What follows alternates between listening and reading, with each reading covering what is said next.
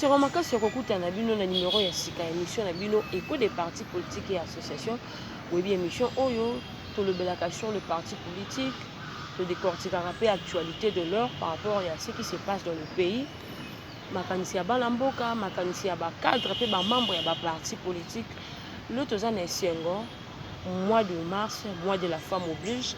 Ya koyamba maman Chantal Moboni aza maman oyo ya kilo femme de valeur au sein du parti et sidé parti il y a président Martin Fayoulou oyo asali biso honneur ya koyamba na plateau na biso maman na pesi mbote mbote maman Jocelyne mbote na baimboka boni santé kaka ngolu ya nzambe kasi pasi na motema mpona kotala lolenge basi bakobika na bulangana na buchuru na kichanga na kivumba na rubaya na Goma na Sake na Ituri na Kwamutu na plateau bateke awa na Kinshasa partout situation mwasi ya mbandaka ya partout vraiment motema pasi. Ok maman Chantal Moboni na mois de la femme avant to kota situation o longo lobeli yango mais d'abord par rapport ya thème aux exploités maman Chantal a comprendre ni na thème puis on communiquer ni na ba maman par rapport ya thème sur autonomisation et puis monde numérique ba mo wana clé wana ko pesa explication ni na ba maman ba femme lokola nazolo bango partout eloko ya mabe eza nanu ke ba thème oyo biso tozosala copier coller eza obtenir compte ya contexte oyo mwasi ya Kongo azobika te yango wana mpe koyeba ke bathème mpe tozwaka tozwi kaka toyembi lokwa dia lelo après lobi ekei ngala nango esili évaluation esalemaka te toyebi te thème année passée tokomi wapi tozokende wapi est-ce que évaluation esalami te lelo tozwi thème mosusu mpe thème yango kolakisa biso numérique tobetela biso masolo ya kimia mpe autonomisation ya mwasi tokoloba nanu boye ete na oyo etalima ya numérique politike nimbula matari asali mpona kopermettre basi bazala na accessibilité na monde numérique toyebi lelo ke économie oyo ekomi eza lelo florissante ezali oyo eza na numérisé mais sikoyo est ce que mwasi aza na accès na numérique basi combien bayebi informatique parce que tant que tomona numérique tobosana informatique te tobosana te eza digital c'est-à-dire oyo ezosimbama na misapi ya moto sikoyo mwasi lelo mpo soki tozwi na mboka na biso toza au moins na 18% bautilisateur ya internet parmi les 18% il y a des hommes et de femmes mais lelo on peut nous dire combien de pourcents ya basi bazoutilize yango est-ce que toza na connexion ofele baétudiant balaka bango wifi est-ce que baza nango est-ce que toza na wifi est-ce que tu as un appareil, est-ce que tu as un ordinateur, est-ce que tu as une facilité, même au niveau de l'école, on peut ça interrogation, soit devoir. Il faut que le cyber, est-ce que le pouvoir d'achat permettre que nous foutons à cyber, comment faire pour que la femme ait l'accès au numérique? Moi je pense que c'est ça la grande question. Mais aujourd'hui, par rapport à numérique, je sais qu'il y a un milieu urbain, il y a quelques femmes basali dans le monde numérique, mais le pourcentage est encore très faible. La femme est sous-représentée.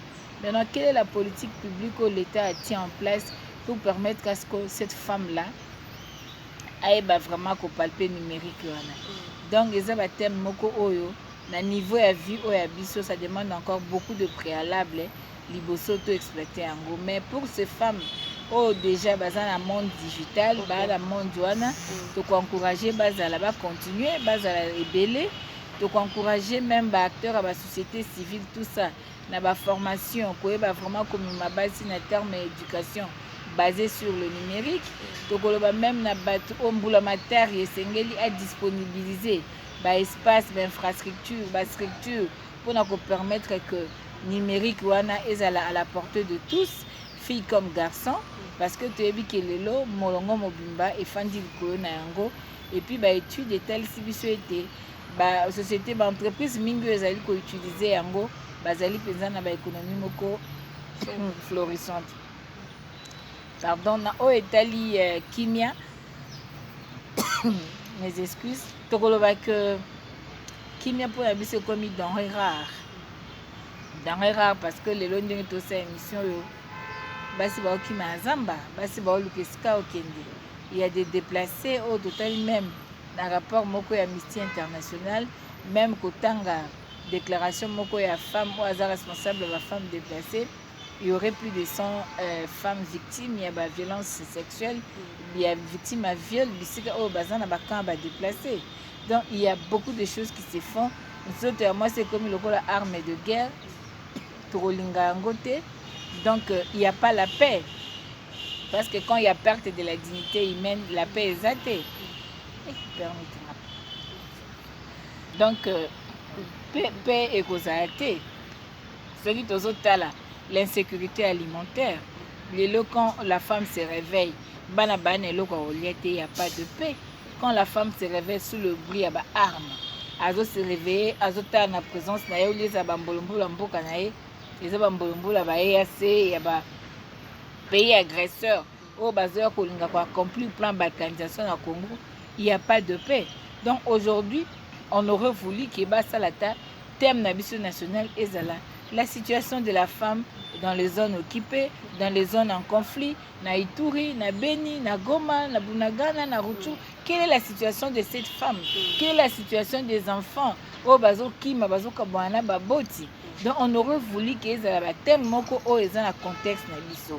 Bon, l'autonomisation de la femme, au fait, qui parle suscité parce que pour nous, c'est comme un slogan. Et comme un slogan, la femme va être utilisée comme un fonds de commerce pour le positionnement politique. Même si vous donnez l'argent aux femmes, dans une économie, qu'est-ce que la femme va faire? Donc ici, de signaler que l'autonomisation de la femme est la conséquence d'une bonne politique économique à niveau national. Okay. Dans cette politique économique à niveau national, les a bien, assainir le climat des affaires, basali mibeko, permettre l'accès à un microcrédit, na basi comme na mibali, basali que marché, commerce, na niveau commerce, marché, commerce en détail et seulement na baimboka, expatrié batika na commerce d'investissement ya minene. Et kozala malamu mingi. Ce qui va sali que lelo oyo, il y a une politique publique et un ministère à genre pour permettre la promotion de la femme. Vous voyez que nous avons l'article 14 dans la Constitution, mais la loi de mise en œuvre à parité est contraignante. Donc ça veut dire que les gens font ce qu'ils veulent. Il y a des problèmes dans la société où il faut de lois appropriées. Ok, merci beaucoup maman Chantal Moboni. Je rappelle que notre émission beaucoup plus pour le Bélaration, le parti politique, maman Oza a décidé, tout ça moi de la femme, to kokena politique mais to zongi moi moké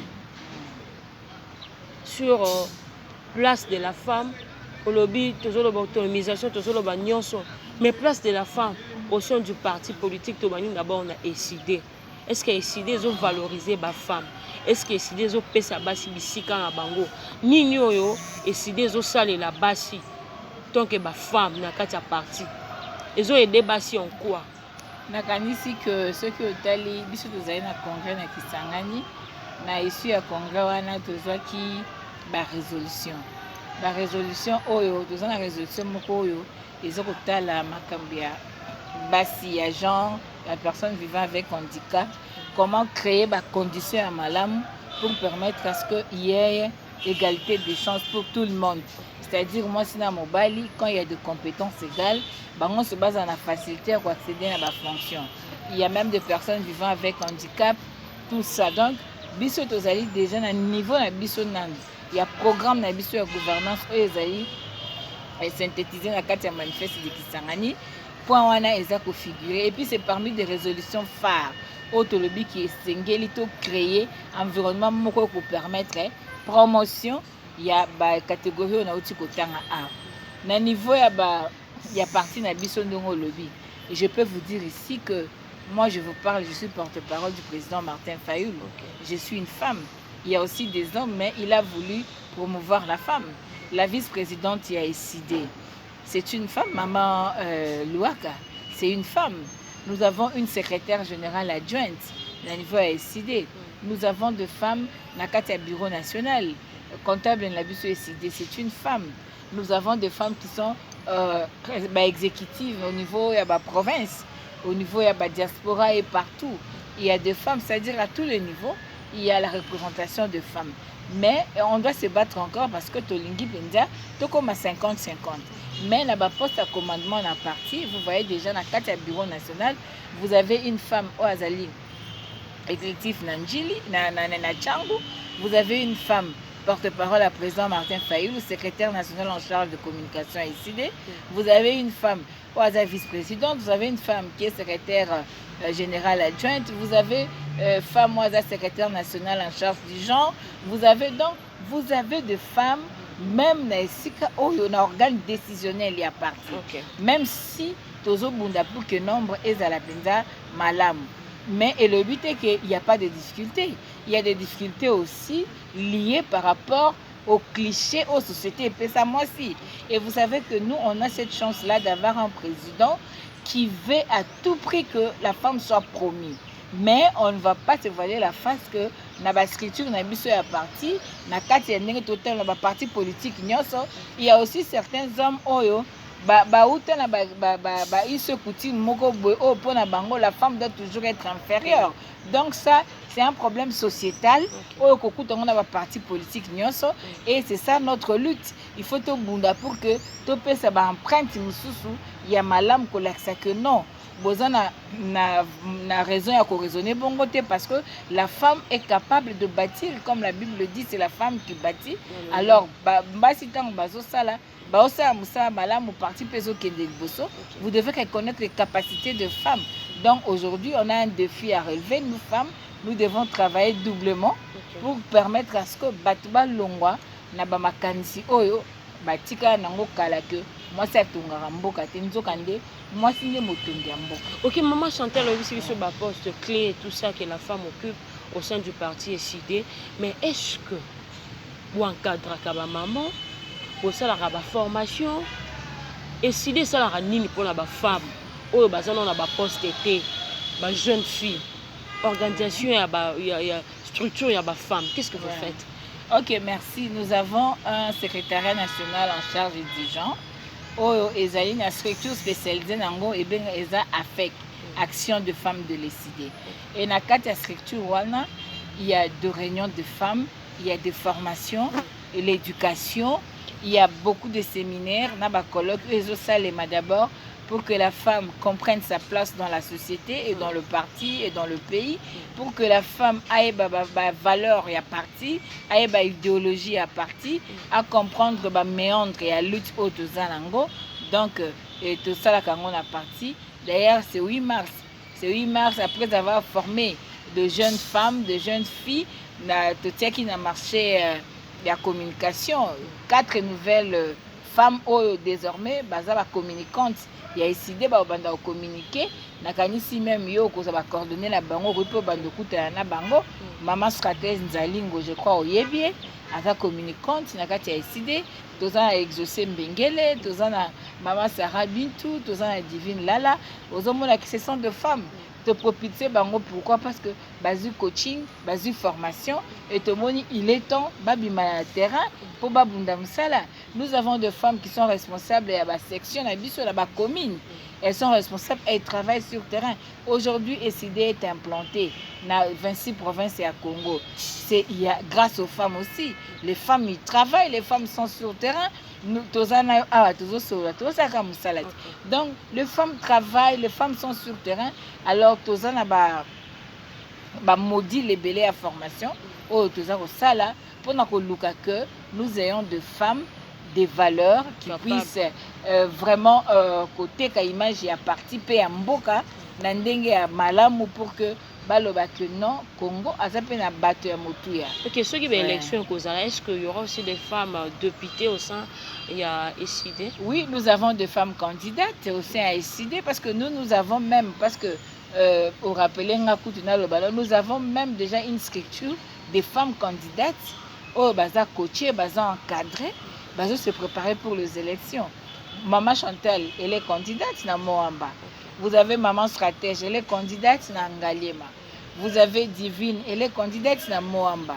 Vous avez de Maman Sarah, elle est candidate na Massina. Donc vous voyez, ce sont deux femmes candidates.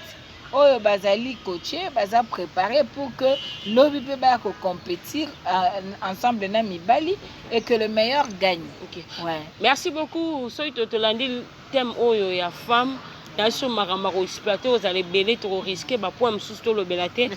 Maman Chantal Botambola qui samedi, tout le monde présent Eli, tout le monde matata tamponyo, tout le monde va ensemble pour soutenir les FARDC et tout. Mais maman va retomber à ma marche en gros. Toujours mon atteint.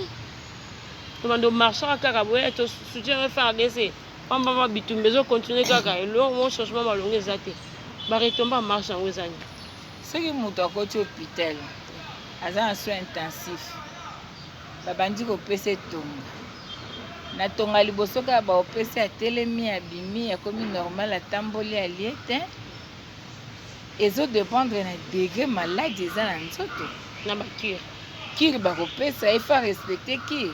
Oko banda kir mususu après 2 jours oki makasi. Kir mususu tam ça après 3 jours, mususu tam ça après 4 jours. Okoloba te ke na omela suki cité pour na melaki na tongo na moni ke nan na réussite. Non. Mais la réussite elle est progressive. Aujourd'hui, kotambola c'est un devoir et un droit constitutionnel. O baimboka batamboli et c'est la pratique démocratique. Otali depuis to bandi ko sa opposition na mboko oti lelo na résistance, la marche ezalaka toujours moyen par laquelle tu témoignes soit notre position et à soutien ou bien il y a des accords par rapport à l'Ikamson Pakala. Et c'est ça l'article 26 de la Constitution. Le fait que le Congolais a marché pour dire non à EAC, il y a eu une réunion combien de se tenir sikoyo parce que va sentir la légitimité exige à ce que EAC kende. Les autres comme qui te ba soda angolais faut baya. Yebi pourquoi tu es comité à niveau basoda angolais baya parce que biso toza na SADC, toza na CAC, toza na CPGL. Biso toza bato ya Afrique de l'Est te ba EACT. Ba ki okota biso kuna na mbutu. Bango moko ande ba décider. Alors quand le Congolais a marché, ça c'est l'unité, c'est un message fort. Un message fort na démocratie, c'est ça le vrai langage démocratique. Alors, ce que ce pouvoir illégitime fait, ezali au peuple à l'ingité. Il est en désaccord dans la population. Voici la position du peuple congolais. Aboyi balkanisation mbokanaye, aboyi ba sous-traité sécurité mbokanaye, aboyi ba armée agresseuse, ce qui n'a pas le bongo nakati ya mabele naye. Donc c'est un message fort. Et aujourd'hui, nous sommes réveillés. Moi, je vous dis, il y a beaucoup de réunions qui se tiennent. Tant que tu as la marche, le Conseil de sécurité était ici à Kin, délégation Zalaki, Batubazaki et Belé, balai diplomatique. On n'a pas besoin de profiter des présences à Moutou parce que le peuple se libère. Le peuple se libère, mais il devait être là pour voir que le complot de la balkanisation, où ils ont soutenu la communauté internationale, n'est pas ça la volonté du peuple congolais. Ils devaient vivre ça d'eux-mêmes. Bamona qui congolais a beau, itam sous bamoni image, baokanisa babsali mixage, mais bamona de bango moko que congolais a boy na yeba te kamboka na ye. Donc c'est ça. Donc les alliés moins démocratiques, Tokobunda. Si on n'a pas pu proclamer Chadari dans ces pays, ça pour la marche. Souvenez-vous des jeudis serveurs. Hein? Je me rappelle toujours comment au Bandé Koyakozaba image. Souviens-toi, chaque jeudi, on a marché dans ces pays. Et c'est ce qui a fait que Kabila ne puisse pas proclamer Chadari. Donc la marche a une puissance et ça dégage la légitimité d'un leader politique. Et aujourd'hui, tout le monde le sait que le peuple unanime a lobby, a lingé et a cété. Le peuple unanime a boy balkanisation mbokanaye. Le peuple unanime a lobby nzala pas seleki. Olandaki ba jeune na stade, ba biye bela mande sili. Olandi ba maman na palais du peuple, ba maman ba mo ba bengaki. O ba mo ba pesa mbongo na maputa. Ba komi kuna ba biye dollar kitaye pour dire que pas seleki. To kokelo côté to liate to latate to souffrir pour dollar et mati, c'est-à-dire incapacité na bino ya ko pesa ko bongisa mboka malamu. Donc le peuple est en train, c'est un cri de cœur au peuple azako lancé. Ou un geste démocratique et l'équipe en battait. Et aujourd'hui, bah bon mobiliser à 5 personnes sur Boya, bah sentir que Kinshasa est la résistance patriotique. Ok, mais tout le monde quand même tout équité, hein. Martin Fayulu a soutenu moto azaki na équité, pour la muka ekufi. Nayebi te critère ya yo se servir nango po lo bateau ekiti nayebi te parce que aujourd'hui yo moko uti omona capacité à mobilisation ezalaki na marche wana yo moni comment le président Martin Fayulu c'est le choix du peuple. Aujourd'hui le président Martin Fayulu au-delà de 62%, il a même plus de 90% parce que ba oyo bakosaki bango balobi que non botika kaka ezaka mwana opposition moto azwi pouvoir. Ils ont compris que c'était un compromis à l'africain. Ils ont compris que c'était France a joué qui rôle makasi to même compromis France-Afrique. Donc ils ont compris qu'il fallait soutenir le choix du peuple. Et aujourd'hui, quand vous regardez la situation du pays, quand vous regardez les bilans du régime, vous vous dites que vraiment tout ça qui erreur à makasi, il a fallu te bimanandela, te bunde la souveraineté na biso. Et aujourd'hui, le peuple a décidé à bunde la souveraineté na ye. Donc aujourd'hui, Martin Fayulu est plus fort qu'hier. Pourquoi? Parce que au-delà d'être le président légitimement élu, il est maintenant le symbole de la victoire du peuple congolais. Il est le seul espoir qui reste au peuple congolais. Aujourd'hui, c'est l'espoir de tout un peuple. Et la marche du 11 ici, c'est une marche qui a été demandée par le peuple. Et le but président, il faut tout marcher. Il faut tout l'accès, to boyi. Et puis, le quoi, il y a peuple a adhéré à un point de vue à peuple. Donc, aujourd'hui, il y avait Matata, il y avait ensemble. Non, s'il vous plaît. Le peuple est un. Aujourd'hui, le peuple est un. Et c'est le peuple qui a gagné. Et c'est le peuple congolais qui était dans la rue. Ba symptôme wana ya ba division ba eli biso ba marché ya mumenu o ba mususu ba osala biso ba vidéo ba lobi to diriger bango na nko